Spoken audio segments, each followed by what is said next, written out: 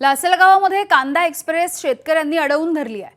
प्रहार संघटनेचे गणेश निंबाळकर हे रेल्वे गाडीच्या समोर आडवे झाले। गाडीमध्ये सडलेले कांदे भरल्याचा आरोपही निंबाळकरांनी केलाय। नाफेड, एनसीसीएफ आणि सीडब्ल्यूसी यांचा हा घोळ आहे। मोठा भ्रष्टाचार या सगळ्यामध्ये असल्याचा त्यांचा आरोप आहे।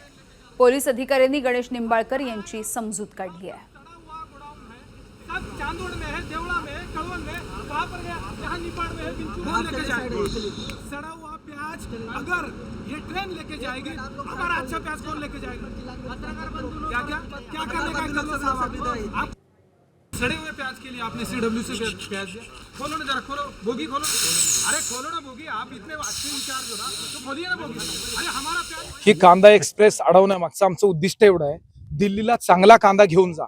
याच्यात सडलेला कांदा आहे, चांगला कांदा शेतकऱ्याच्या घरी पडलेला आहे, हा जो आहे तो सडलेला आहे। मग चांगला कांदा घेऊन जाण्यासाठी कोणती ट्रेन आहे? आम्हाला या ट्रेनमध्ये चांगला कांदा आहे का? कुठल्या सेंटरवरून यांनी तो कांदा आणलेला आहे? कोणत्या शेतकऱ्याने त्या सेंटरला कांदा दिलाय? एवढी माहिती द्यायला यांचा पारदर्शक कारभार घाबरतो का? गेली 5 वर्ष हा कारभार घाबरतो आहे। शेतकऱ्याला त्या ठिकाणी माहिती दिली जात नाही, याचे सेंटर्स कुठे खोललेले याची माहिती दिली जात नाही। मग ही ट्रेन कुठे चालली आहे याची माहिती आम्हाला व्हावी, म्हणून आम्ही ही ट्रेन अडवली आहे। दिल्लीच्या शेतकऱ्याला चांगला कांदा गेला पाहिजे, हा आमचा अट्टा आहे। सडलेला कांदा गेला नाही पाहिजे। एबीपी माझा, उघडा डोळे बघा नीट।